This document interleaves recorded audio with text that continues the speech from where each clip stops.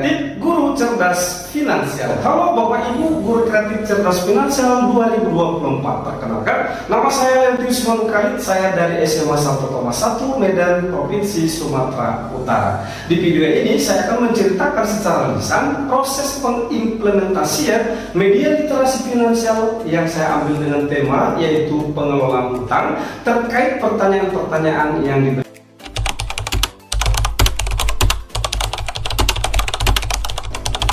Pembuatan matriks pengukuran yang saya lakukan saat implementasi seturut dengan latar belakang yang saya temukan dari rekan guru terkait pengelolaan hutang.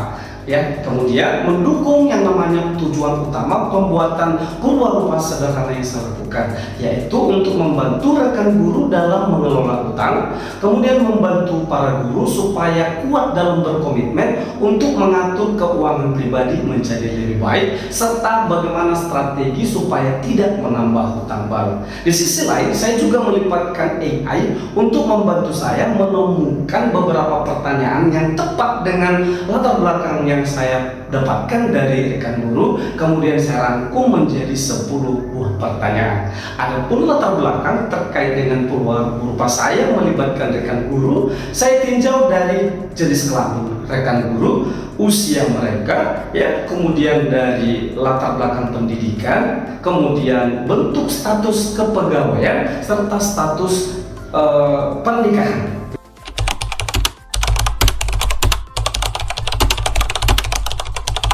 Dalam pengimplementasian media edukasi literasi finansial yang saya lakukan, yaitu saya buat dulu terlebih langkah-langkahnya secara sistematis, ya, yang saya rangkum menjadi 5 langkah utama. Yang pertama adalah rencana implementasi.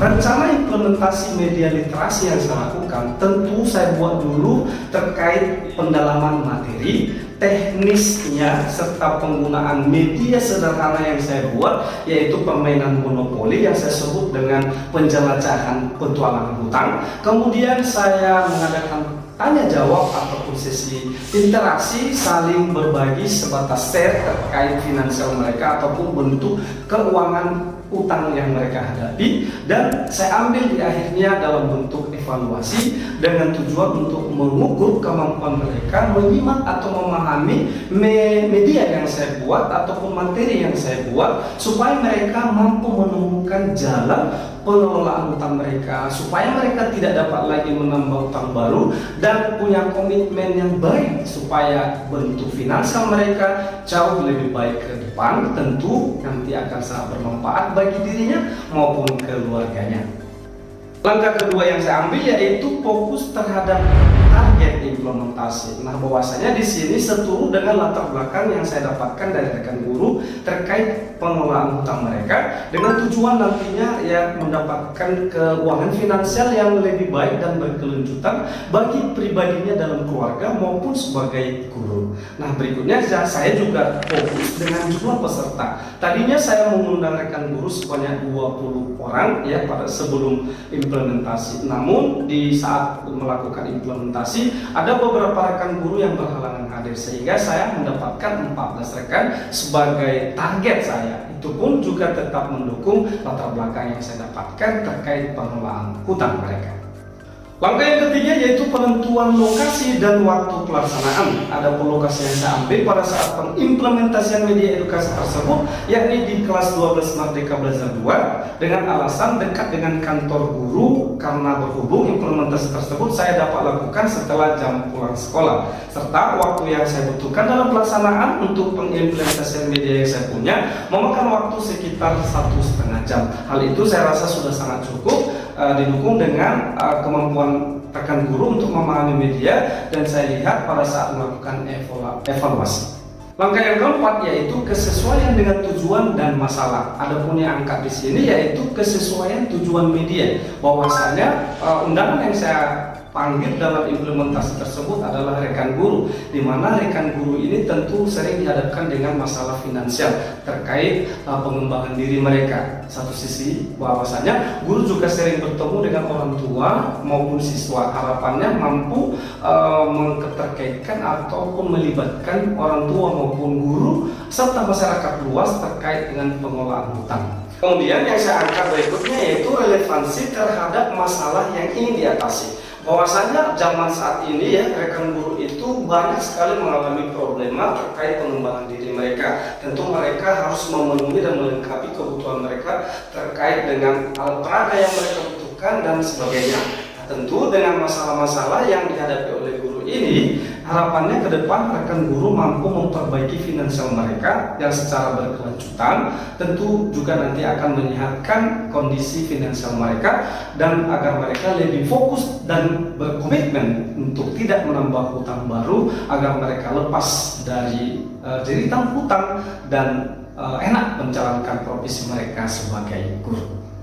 Langkah yang kelima yaitu terkait pelaksanaan dan pemantauan sepanjang proses implementasi. Dalam proses pengimplementasian yang saya lakukan terkait media literasi finansial dengan melibatkan purwarupa sederhana, banyak hal-hal unik yang saya dapatkan. Terlebih pada saat saya melontarkan pernyataan, ayo Bapak Ibu guru di sini siapa yang tidak punya hutang sama sekali? Wow, ramai jawaban mereka. Mereka mengeluarkan unek-unek mereka terkait finansial mereka dan terkait hutang-hutang mereka hadapi. Dan saya rasa itu seru dan kita bisa sharing dan kita bisa bermain monopoli dengan baik dan lancar.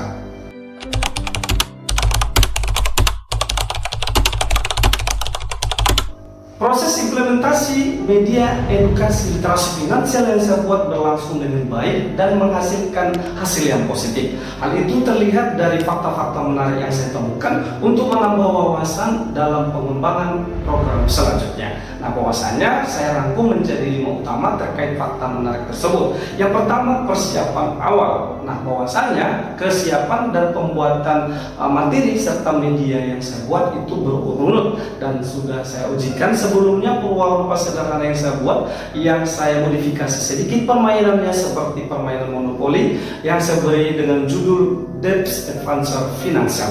Nah, bahwasanya saat melakukan implementasi tersebut ya rekan guru dapat memainkannya lebih leluasa, lebih rileks karena sudah pernah dicobakan sebelumnya. Nah, pertama menariknya bahwasanya rekan guru sangat antusias dan bahkan yang baru terekspor di pengimplementasian mereka sangat antusias bahwasanya permainannya seru dan benar adanya seperti itu kejadian di lapangan. Kehidupan mereka sulit terprediksi kapan kita tiba-tiba mengeluarkan pendapatan karena kebutuhan mendesak dan sebagainya. Yang kedua, sesi pelatihan utama. Dalam pengimplementasian tersebut, saya menjelaskan isi materi terkait dengan pengelolaan hutang, yaitu dari infografis yang saya buat serta PPT yang saya buat dengan rapi. Dan bahwasanya di situ saya menekankan kepada rekan guru untuk bisa membedakan mana yang namanya hutang produktif, hutang konsumtif, serta risiko yang muncul terkait masing-masing daripada hutang tersebut. Kemudian saya juga menekankan untuk menyisihkan penghasilan dengan metode 50/30/20. Fakta menariknya ya di situ saya lihat rekan guru begitu tersadar ya bahwasanya hutang itu tak selamanya buruk kalau dimanfaatkan dalam keuangan yang produktif, serta tidak ada salahnya untuk mencoba pengisian gaji atau finansial kita itu yakni 50/30/20.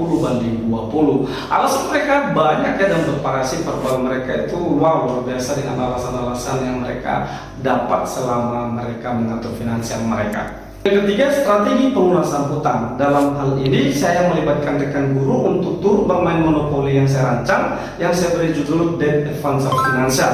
Nah, bahwasanya saat bermain sebelumnya mereka saya ajari dulu aturan bermainnya. Dan waktu mereka bermain, saya mengupayakan supaya rekan guru paham untuk menggunakan secara efektif finansial mereka dan strategi mereka untuk melunasi hutang-hutang mereka. Fakta menariknya adalah bahwasanya terdapat di antara beberapa rekan guru yang tidak pernah mendengar sama sekali permainan monopoli Debt Advancer Financial, karena itu adalah karya saya, begitu ya.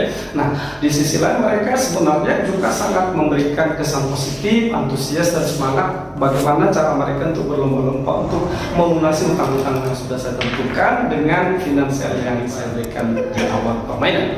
Yang keempat, penghindaran penambahan hutang baru. Dalam sesi ini saya mencoba berbagai tips untuk mengatur keuangan ya supaya tidak menambah adanya hutang-hutang baru. Nah, bahwasanya saya berdiskusi dengan rekan guru sebatas bagaimana mereka mengatur keuangan mereka dalam hal belanja untuk memenuhi kebutuhan keluarga mereka serta pemakaian dan penggunaan finansial mereka supaya lebih bijaksana, tentu dengan mengedepankan mengutamakan yang namanya kebutuhan di atas keinginan. Nah, di sini saya temukan fakta menariknya bahwasanya beberapa rekan guru merasa tersadar ya bahwasanya selama ini mereka menambah hutang yaitu untuk memenuhi kebutuhan keluarga, dan bahkan ada juga yang mengaku sebatas ikut-ikutan ya karena orang lain memiliki barang sesuatu sehingga dia juga terpacu untuk memilikinya, tidak masalah kalau misalkan itu menambah hutang. Nah, di sini saya tekankan supaya mereka lebih sensitif yang namanya penambahan hutang-hutang baru.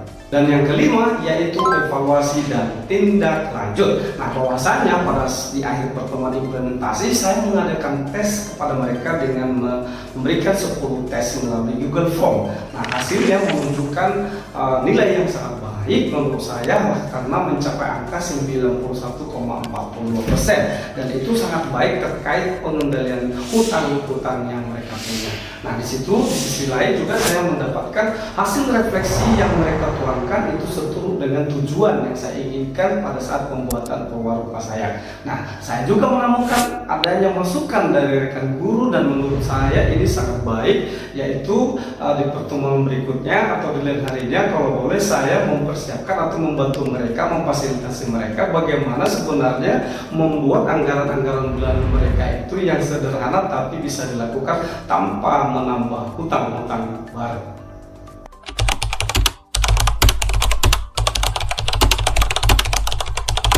Dari hasil tes maupun hasil refleksi yang saya dapatkan pada saat melakukan implementasi media edukasi ini amat baik dan sesuai dengan kebutuhan peserta. Hal itu terlihat dari hasil tes akhir mencapai angka 91,40%, yang artinya adalah pada saat dilakukan proses implementasi, rekan guru memperhatikan ya, mengetahui upaya yang dilakukan untuk pelunasan hutang, strategi pelunasan hutang, serta komitmen untuk tidak menambah hutang baru. Namun di sisi lain ya masih terdapat aspek yang perlu ditingkatkan, ya dimana pada saat implementasi tersebut ya masih saya temukan beberapa rekan guru kesulitan untuk menyusun anggaran bulanan yang optimum. Nah, dimana artinya di dalam media itu kemungkinan besar mereka membutuhkan yang namanya contoh-contoh yang relevan atau contoh sederhana bagaimana menyusun anggaran bulanan secara optimum.